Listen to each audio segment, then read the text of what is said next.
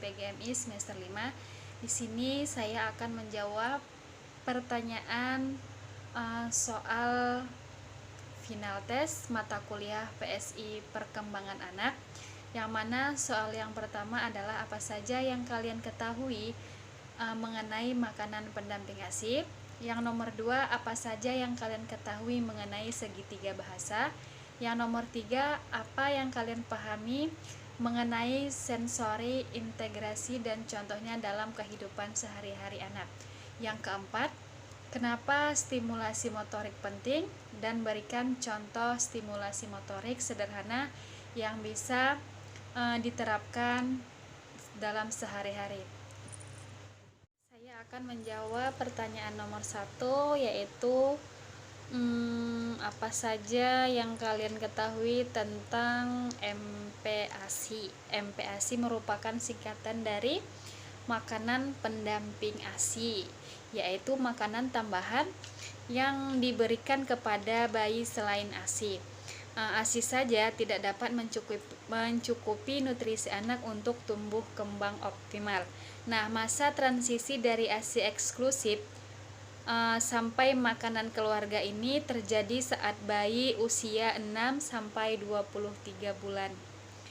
Soal yang nomor 2 yaitu tentang segitiga bahasa. Segitiga bahasa adalah sebuah tahapan-tahapan proses yang harus dilalui oleh anak. Adapun rangkaian berbahasa adalah yang pertama dapat membunyikan kata, dapat berkomunikasi dua arah, kemudian dapat memahami perintah. Aspek yang dapat berpengaruh terhadap berbahasa, yang pertama membaca, menulis, berhitung, dan bernarasi. Tahapan-tahapan dalam segitiga bahasa yaitu speech sound, berekspresi, pemahaman, bermain, dan memperhatikan dan mendengarkan, dan terakhir free vokal dan interaksi awal. Adapun praverbal dan interaksi sosial yaitu kontak mata. Dengan melihat dan mengamati orang lain, maka dapat menghasilkan keterampilan mendengarkan dan bercakap yang baik melalui melihat orang. Anak-anak yang berkomunikasi, pesan yang kuat tanpa kata-kata. Kemudian gilir bicara. Menangis adalah bentuk komunikasi bayi terutama di awal kehidupannya. Menangis mengartikannya menjadi awal interaksi komunikasi kita dengan bayi. Usia 2-6 bulan bayi sudah mulai mengoceh, kemudian usia 7-12 bulan sudah mulai jelas dan tanggapi serta sebutkan apa yang bayi itu maksud. Perhatian bersama. Adapun perhatian bersama fokus pada objek serta latih komunikasi 3 arah. Contohnya adalah pada saat anak bermain, biarkan mereka untuk fokus. Membacakan buku bergambar, biarkan anak itu melihat gambar. Kemudian menunjuk. Nah, dengan menunjuk kemampuan bayi meningkatkan, yakni dapat mengkoordinasikan mata dengan gerakan tangan dengan tujuan untuk mengetahui sesuatu.